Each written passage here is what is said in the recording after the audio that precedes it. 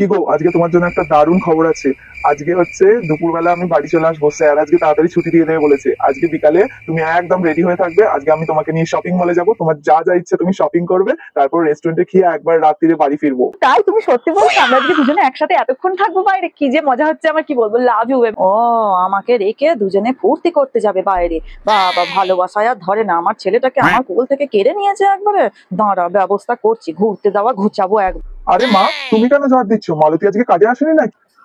না রে বাবু, আর বলিস না, এই কোমরে ব্যথা নিয়ে এখন ঝাঁট দিতে হচ্ছে। মালতী তো আজকে আসেনি, সকাল থেকে তোর বউ কিচ্ছু কাজ করেনি জানিস, রান্না করা, বাসন মাজা, সব কিছু। এখন এবার ঝাঁট দিচ্ছে। ঘরগুলো বলতো ঝাঁট না দিলে হয় কি, নোংরা ধুলো হয়ে আছে বল দেখিনি। কি করবো, উড়ি বাবা গো, এই কোমরে ব্যথা নিয়ে এখন আমার ঝাঁট দিতে হবে রে।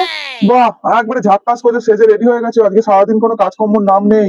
মা বললো মালতী আসেনি বলে মাকে দিয়ে ঝাড় দিয়েছিল, আমি নিজের চোখে দেখলাম। বাসনপত্র মাজিয়েছো, রান্না করেছো, তুমি নাকি কিচ্ছু করোনি, সারাদিন বসে আছো। এইসব কি করছো? কি, তোমার মা তোমাকে এইসব কথা বলেছে? উনি একদম মিথ্যা কথা বলেছে আমার নামে। মা মিথ্যে বলেছে? আমার মা মিথ্যে বলেছে? আমি নিজের চোখে এসে দেখেছি যে মা ঝাড় দিচ্ছে, তুমি বললেই হলো। হ্যাঁ, উনি হয়তো ঝাড় দিচ্ছে ঘরটা, কিন্তু তার আগের বাকি কাজগুলো সব আমি সেরে এসে তবে আমি মেকআপ করতে বসেছি।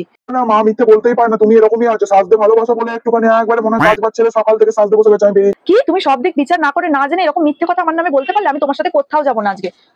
ব্যাস, ঝগড়া লাগিয়ে দিয়েছি দুজনের মধ্যে। ঘুরতে যাবে? আমি এখানে বাড়িতে পড়ে থাকবো, ওরা ফুর্তি করতে যাবে। যা, এবার ঘুরতে ভালো হয়েছে।